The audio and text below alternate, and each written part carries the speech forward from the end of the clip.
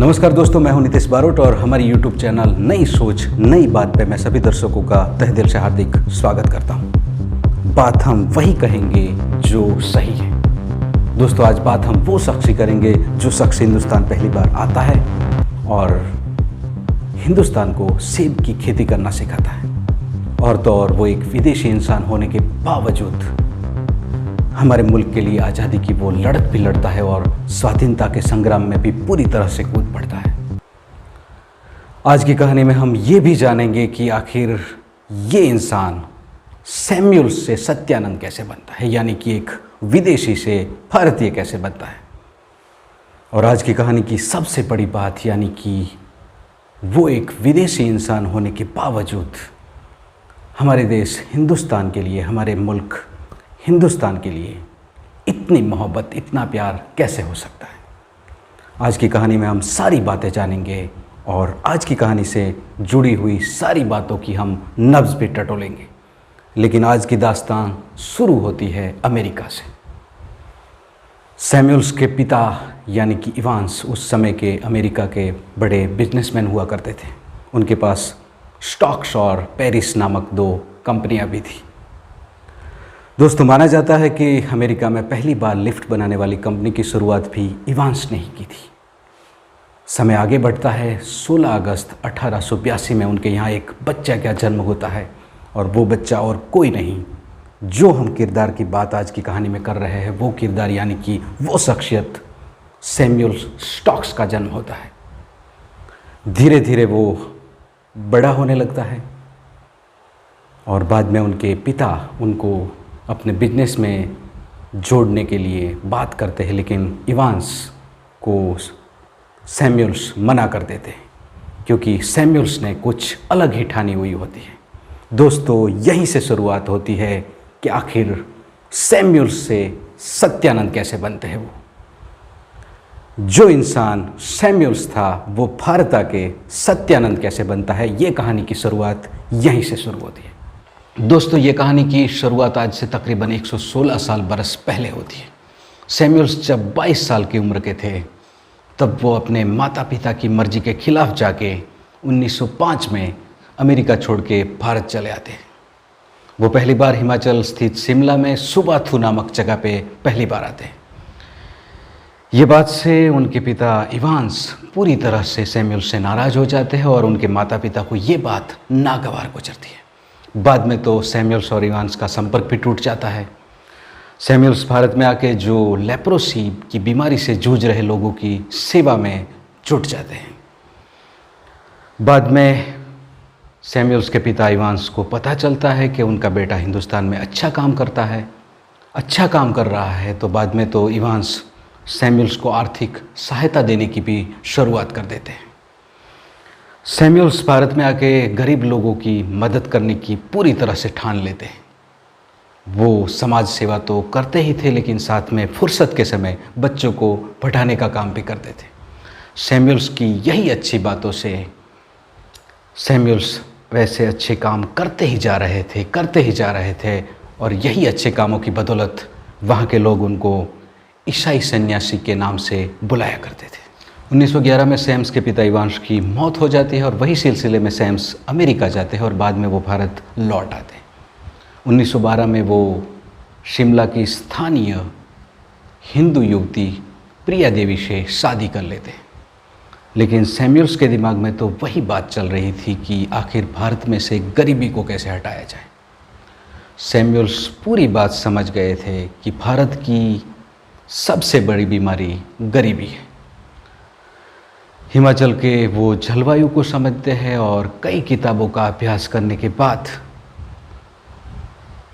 वो गरीबी से निपटने का पूरा प्लान लेके आते हैं और वही प्लान के मुताबिक 1916 में डेलिशियस और रेड डिलीशियस 2 किस्म के सेब के पौधे लेके शिमला में आते हैं और वो शिमला के बोरू बाग में बोए जाते हैं। 6 नवंबर 1916 में शिमला में बन जाता है सेब का पहला गार्डन। सैम्स के यही काम की बदौलत हिमाचल में आर्थिक क्रांति की शुरुआत होती है। लेकिन किसानों के जहन में ये बात अभी नहीं जच रही थी, क्योंकि सेब की खेती करना इतना आसान नहीं था, क्योंकि सेब का पौधा बोए जाने के बाद 6 साल बाद उनका फल मिलता है। फिर भी सैम्स ने किसानों को सेब की खेती करने के लिए वो किसानों को मनाते हैं और किसानों को प्रेरित भी करते हैं। दोस्तों, ये शख्स यही है जो हिंदुस्तान की कृषि में एप्पल की क्रांति लाता है, यानी कि सेब्स की क्रांति लाने वाला ये शख्स यानी कि सैमुअल्स है। इसीलिए सैम्स को Johnny Apple seed of the Himalayas के नाम से भी जाना जाता है। दोस्तों, कहा जाता है कि 100 साल पहले हिमाचल में ऐसी वादियाँ भी नहीं हुआ करती थी। हिमाचल में एक विदेशी नौजवान आता है और उसकी सोच की बदौलत हिमाचल को मिलती है एक नई पहचान, और हिमाचल आज भी एप्पल बाउल के नाम से जाना जाता है। दोस्तों, इतिहास में जब जब जिक्र सेब का होगा तब सैमुअल्स का जिक्र न हो, ऐसा कतई हो ही नहीं सकता। या तो मैं यूँ कहूँ कि जब जब सेब का जिक्र होगा तब तब सैमुअल्स का भी जिक्र होगा। आज उसी शख्स की बदौलत हिमाचल बन चुका है बेहतरीन एप्पल स्टेट। दोस्तों, साल आता है 1919 और उसी समय सैम्स को एहसास होता है कि भारत की उन्नति के लिए ज़रूरी है तो बस भारत की आज़ादी। सैम्स ने भारत की आज़ादी के लिए अखबारों में भी लिखना शुरू कर दिया। जो गांधी जी के मित्र हुआ करते थे सैम एंड्रूज़, और सैम एंड्रूज़ के मित्र जो सैम्स के दद्दा हुआ करते थे, और उसी सिलसिले में गांधी जी और सैम्स की मुलाकात होती है। लेकिन जब अप्रैल माह 1919 में जलियांवाला बाग का हत्याकांड होता है तो सैम्स को गहरा सदमा पहुंचता है, और उन्होंने इसी बात पे आज़ादी की लड़त लड़ने का फ़ैसला कर लिया। और बाद में तो उन्होंने कांग्रेस भी ज्वाइन कर ली। वो कांग्रेस के काफ़ी एक्टिव मेंबर थे।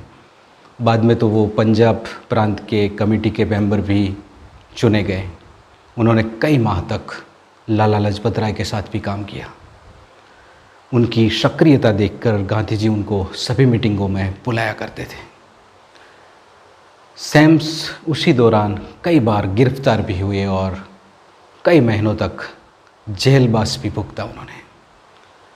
उस समय जेल में यूरोपियनों के लिए अलग ट्रीटमेंट दिया करती थी, अलग सेल में रखा जाता था यूरोपियनों को, और भारतीयों को अलग सेल में रखा जाता था। लेकिन सैम्स ने स्पेशल ट्रीटमेंट लेने से मना कर दिया और जो भारतीयों के लिए जेल थी वही जेल में रहने का फैसला कर लिया।